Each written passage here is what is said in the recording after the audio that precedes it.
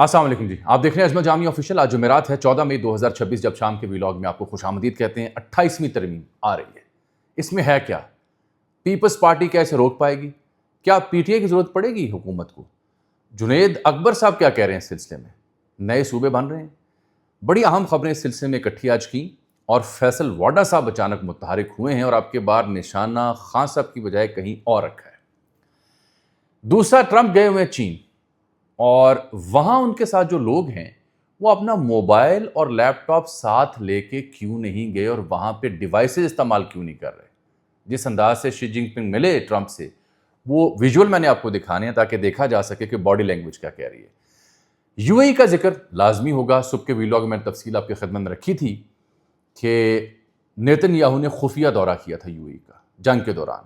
You اے ای اس کی تردید کر رہا ہے، لیکن عباس عراقچی بھارت پہنچ کے بھی پیچھا نہیں چھوڑے۔ اس سلسلے میں وہ جو میں نے صبح ذکر کیا کہ جو فلائٹ ڈیٹا ریکارڈ ہے وہ آج آپ کو دکھاؤں گا، اور فرانسیسی صدر ایمینوئل میخرون، ان کو اپنی اہلیہ کی جانب سے تھپڑ رسید ہوا، جس کا انکشاف ایک کتاب میں ہوا۔ ایک ایرانین نژاد اداکارہ کے ساتھ ٹیکسٹنگ کر رہے تھے، تو میرا خیال ہے محترمہ نے، اہلیہ محترمہ نے پکڑ لیا۔ وہ کہانی بیان کریں گے۔ دیکھیے، سب سے پہلی بات یہ ہے کہ ہم 2-4 دنوں سے آپ کو بتا رہے تھے کہ 28ویں ترمیم کی کہانی آن ہے۔ انیشلی پتہ چلا کہ پیپلز پارٹی چاہتی ہے کہ بجٹ سیشن تک نہ ہو سکے یہ، اور بعد میں بجٹ سیشن آ جائے گا تو کہانی لمبی ہو جائے گی، لیکن اب اسلام آباد کے حلقوں میں زور و شور سے اس کے اوپر بات ہو رہی ہے، چاہے جے یو آئی فے ہو، کچھ حکومتی حلقے بھی ہوں۔ میری آج بات بھی ہوئی، وہ کہہ رہے ہیں ہاں ہو تو رہا ہے کام۔ اس میں 2-3 بڑی اہم خبریں ہیں، تو بلاول کا میں بیان بھی آپ کو سناتا ہوں کہ ہوا کیا۔ یہ میں فوٹیج کیوں پلے کر رہا ہوں؟ جب بلاول آج آ رہے تھے وہاں پارلیمان میں، تو وہاں پہ کچھ صحافی نے سوال ان سے کیا 28ویں ترمیم کے اوپر۔ اس میں این ایف سی ایوارڈ جو ہے اس کے تحت صوبوں کے شیئر کم کرنے کی تجویز ہے۔ آرٹیکل 160 جو ہے یعنی اس کو ترمیم کیا جائے گا، اور 18ویں ترمیم کے بعد کچھ وزارتیں جو صوبوں کو دی گئی تھیں وہ واپس لینی، جیسے صحت اور تعلیم بالخصوص۔ صوبوں کی تشکیل جو ہوتی ہے، نئے صوبے، میری اطلاع یہ ہے کہ نئے صوبے فوری طور پر اس نئی ترمیم کا حصہ نہیں ہوں گے، البتہ اس کی بنیاد رکھی جائے گی کہ صوبے بنانے کے لیے جو صوبائی اسمبلیوں سے اپروول چاہیے ہوتا ہے وہ کھاتا کم کرنا ہے، وفاق کو لے کے جانا ہے۔ گورنر راج کی کہانی، آئینی عدالت کا کردار یہ بڑھانا ہے۔ پیپلز پارٹی کچھ نکات پہ اعتراض کرے کہ جو 18ویں ترمیم تھی، جو ہمارا کریڈٹ ہے، اس کی بنیادی اسپرٹ خراب نہ ہو۔ یہ کہانی وہاں جاری ہے۔ اب جنید اکبر صاحب پی ٹی آئی کے، ان کو میں نے دیکھا اور سنا، یہ کہہ رہے ہیں ہم تو چاہتے ہیں چھوٹے صوبے ہوں۔ ان کے بقول ایک نہیں 2 آئینی ترامیم آ رہی ہیں۔ بابر روان بھی اس سلسلے میں بولے ہیں، لیکن فیصل واڈا صاحب کا جو متحرک ہونا ہے وہ بڑا معنی خیز ہے۔ اس کے بعد ہم اگلی کہانی میں جاتے ہیں۔ یہ نوٹ فرما لیں کہ یہ صورتحال چل نکلی ہے، اور آنے والے چند دنوں میں، یعنی 9 یا 13 جون سے پہلے یہ پایہ تکمیل تک پہنچ جائے گی۔ بلاول سے 28ویں ترمیم اور صوبوں کے بارے میں بات کی گئی تھی، اور انہوں نے وہاں پہ مثلا حیدر شرازی تھے، ان کو جواب دینے سے انکار کیا، اور بعد میں انہوں نے جا کہا کہ آپ ایسے سوال پوچھیں گے تو پریس کانفرنس میں پھر ہم آپ کے سوالوں کا جواب نہیں دیں گے۔ ہی ڈڈ ناٹ آنسر اینی تھنگ۔ واڈا صاحب کہتے ہیں کہ انتظار ہے کہ منشیات فروش پنکی، وہ جس کا ذکر کر کے ہم تھک گئے ہیں، اب مزید میں ذکر اس کا نہیں کرنا چاہتا، ایریلیونٹ موضوع ہو چکا۔ یہ انہوں نے ٹویٹ فرمایا، موصوف نے، بڑے عرصے بعد انہوں نے انٹری ڈالی۔ ویسے پہلے انٹری ڈالتے تھے جب بھی تو کوئی ہونے والی کارروائی، پی ٹی آئی، خان صاحب، وہ سینٹرک ان کی بیس ہوتی تھی۔ یہ کہتے ہیں انتظار ہے کہ منشیات فروش پنکی کو کب تمغہ دیا جائے گا۔ ان دنوں تمغوں کی لوٹ سیل ہے، ایسے تمغے دیے جا رہے ہیں کہ اللہ کی پناہ۔ وہ حدیقہ کیانی کو ملا، لاہور سے ایک بڑے اچھے پینٹر ہیں، آرٹسٹ ہیں، مینیچر ہیں، وسیم صاحب، وہ بڑی خوشی ہوئی۔ کچھ ورکرز ہیں، کچھ ایسے لوگ ہیں جنہوں نے واقعی گراں قدر خدمات دی، اس کی خوشی۔ لیکن جو لوٹ سیل میں باقی نام تھے وہ دیکھ کے تو لگا کہ تمغے کی توہین کر دی گئی۔ عجب لوٹ سیل ہے۔ لیکن واڈا صاحب نے یہاں جو چھکا مارا وہ کیا کہہ رہے ہیں؟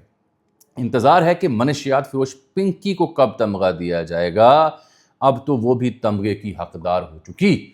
کمال نہیں ہے کہ منشیات فروش کو پنکی بنانے والے پنکی حکمران قیام پاکستان سے لے کر اب تک پنکی جمہوریت نظام کے تحت قابض ہیں۔ نوٹ کر رہے ہیں لب و لہجہ، کیا بول رہے ہیں، کیا ٹون ہے، کہاں سے آ رہے ہیں؟ پاکستان کے بچوں اور آنے والی نسلوں کا بیڑا غرق کر دیا جب تک پنکی حکمرانوں کا صحیح معنوں میں احتساب نہیں ہوگا۔ یہ پنکی جمہوری ڈرامہ چلتا رہے گا۔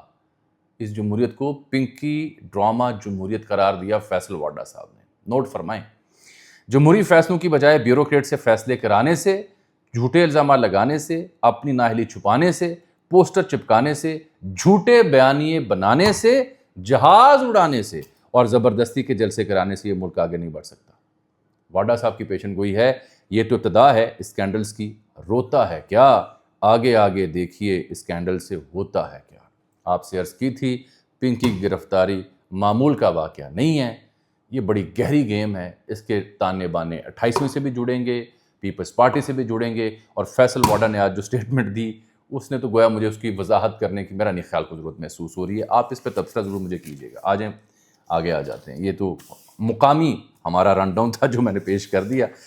کچھ لوگ چاہ رہے ہیں فرانسیسی صدر کے تھپڑ کی کہانی بیان کروں، وہ بیان کرتا ہوں میں آپ کو، پرانی خبر نہیں، نئی خبر ہے، پہلے بھی آپ نے ویژولز دیکھے ہوں گے، لیکن میں آپ کو وہ بات دکھانا چاہ رہا ہوں جو صبح کے ویلاگ میں ڈسکس کی اور لوگوں نے کہا کہ آپ نے اس پہ بات نہیں کی۔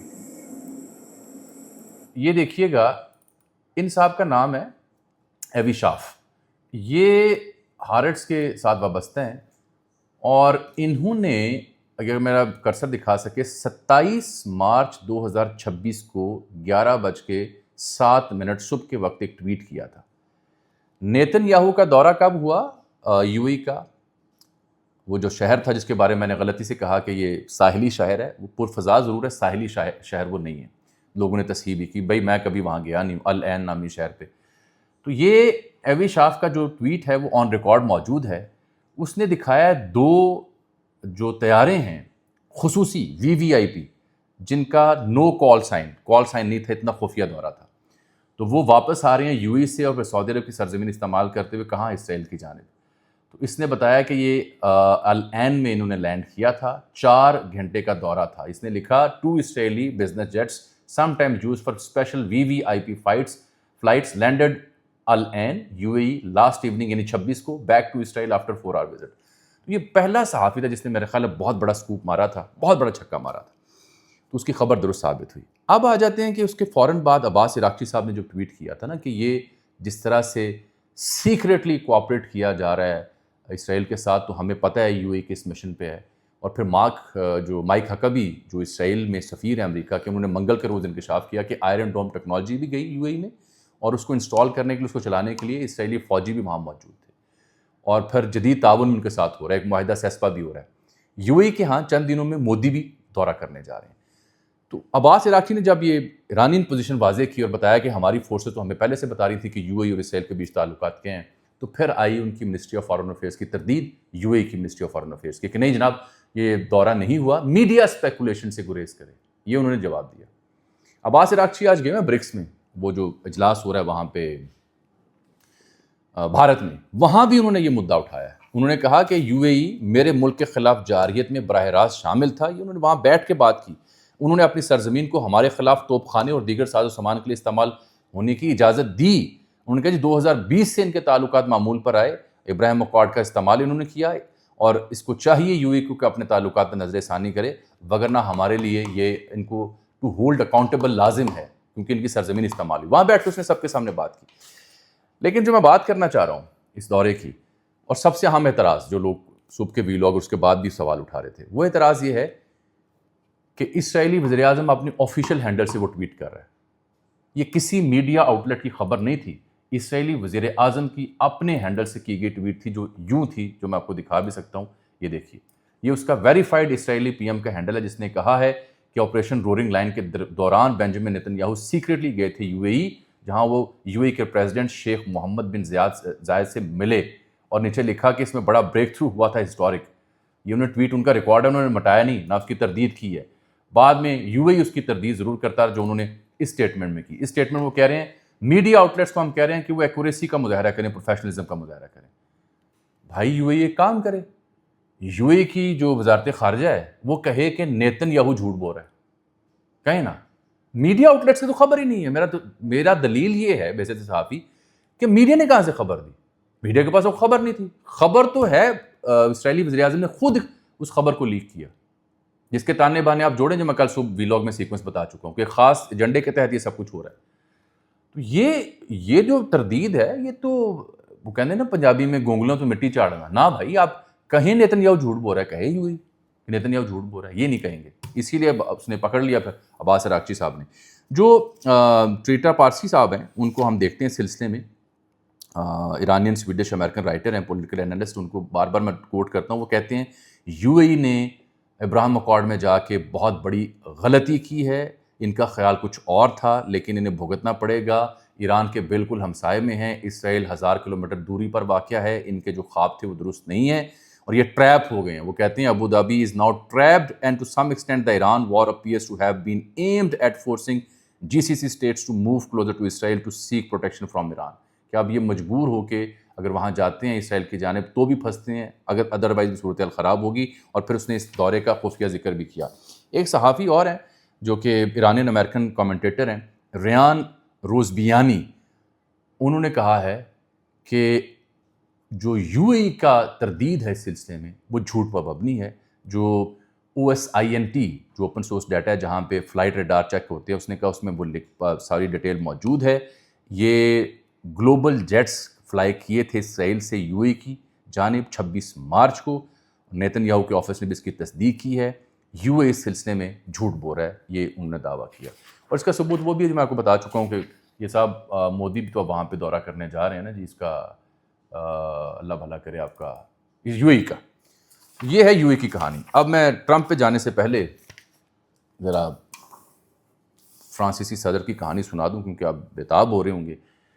فرانسیسی صدر کے ساتھ ہوا یہ ہے کہ یہ محترمہ ہے جن کا نام ہے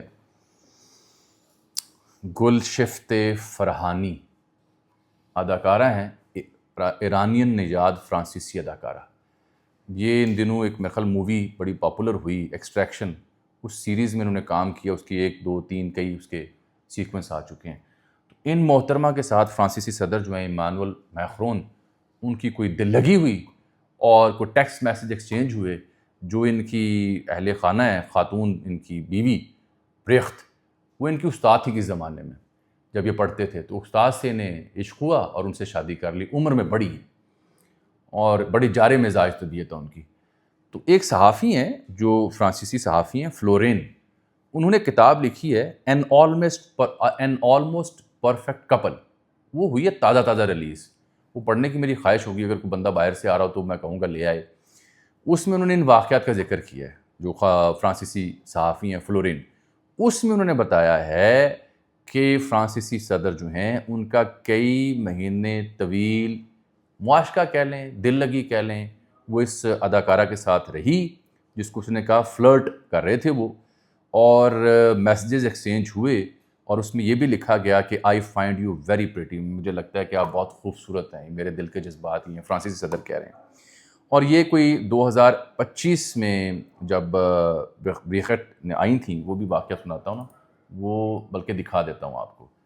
یہ دیکھیے، وہ کہتی ہیں دا انفیمیس، یعنی بدنام زمانہ، جو مئی 2025 کا واقعہ تھا ہنوئی میں جہاں انہوں نے سلیپ کیا تھا، it was actually a couple's fight after she saw the message on his phone mid flight۔ خبر پتہ کیا ہے کہ جب یہ واقعہ پیش آیا تو اس نے جب چپیڑ جڑی اس کی بیگم نے، تو کہا گیا کہ معمولی پھڈا ہے۔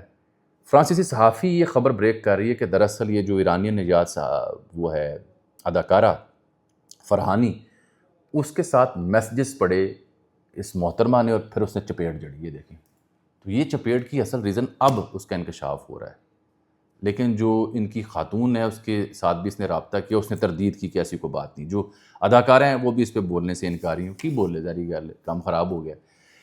اب میں آ جاتا ہوں ذرا ٹرمپ کے اوپر۔ ٹرمپ کی کہانی سمجھنے سے پہلے یہ دیکھیے گا کہ وہ ملتے کیسے ہیں۔